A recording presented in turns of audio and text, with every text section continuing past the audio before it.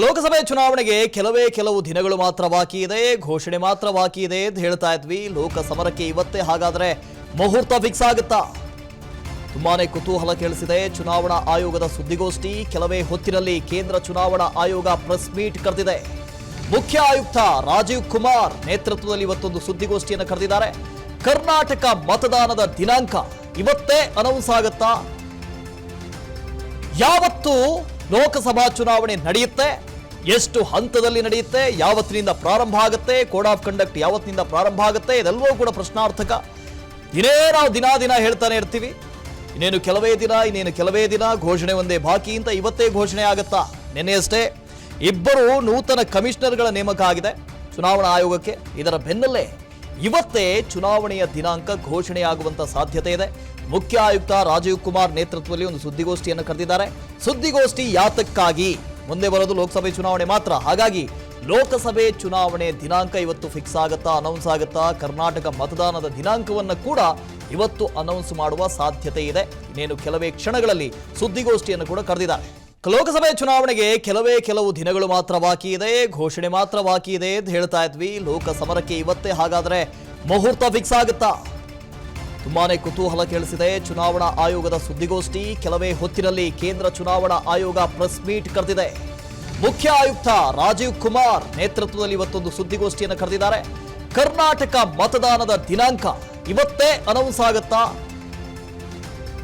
ಯಾವತ್ತು ಲೋಕಸಭಾ ಚುನಾವಣೆ ನಡೆಯುತ್ತೆ, ಎಷ್ಟು ಹಂತದಲ್ಲಿ ನಡೆಯುತ್ತೆ, ಯಾವತ್ತಿನಿಂದ ಪ್ರಾರಂಭ ಆಗುತ್ತೆ, ಕೋಡ್ ಆಫ್ ಕಂಡಕ್ಟ್ ಯಾವತ್ತಿನಿಂದ ಪ್ರಾರಂಭ ಆಗುತ್ತೆ, ಇದೆಲ್ಲವೂ ಕೂಡ ಪ್ರಶ್ನಾರ್ಥಕ.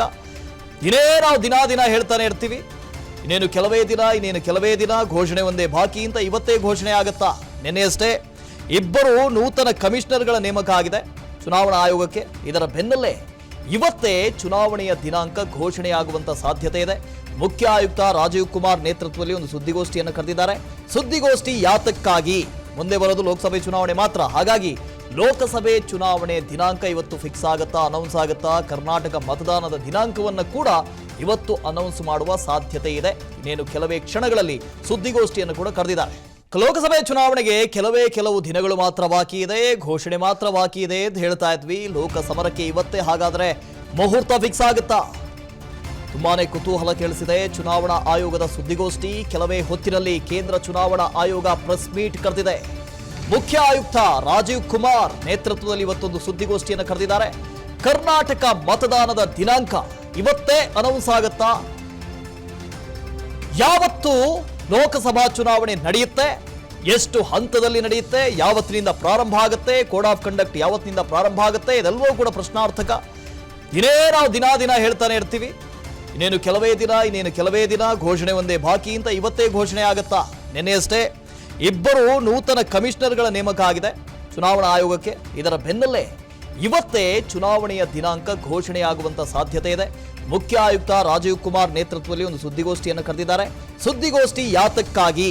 ಮುಂದೆ ಬರೋದು ಲೋಕಸಭೆ ಚುನಾವಣೆ ಮಾತ್ರ, ಹಾಗಾಗಿ ಲೋಕಸಭೆ ಚುನಾವಣೆ ದಿನಾಂಕ ಇವತ್ತು ಫಿಕ್ಸ್ ಆಗುತ್ತಾ, ಅನೌನ್ಸ್ ಆಗುತ್ತಾ? ಕರ್ನಾಟಕ ಮತದಾನದ ದಿನಾಂಕವನ್ನು ಕೂಡ ಇವತ್ತು ಅನೌನ್ಸ್ ಮಾಡುವ ಸಾಧ್ಯತೆ ಇದೆ. ಇನ್ನೇನು ಕೆಲವೇ ಕ್ಷಣಗಳಲ್ಲಿ ಸುದ್ದಿಗೋಷ್ಠಿಯನ್ನು ಕೂಡ ಕರೆದಿದ್ದಾರೆ. ಅನುಕ್ಷಣದ ಸುದ್ದಿಗಳಿಗಾಗಿ ವಿಸ್ತಾರ ನ್ಯೂಸ್ ಯೂಟ್ಯೂಬ್ ಚಾನೆಲ್ ಸಬ್ಸ್ಕ್ರೈಬ್ ಮಾಡಿ.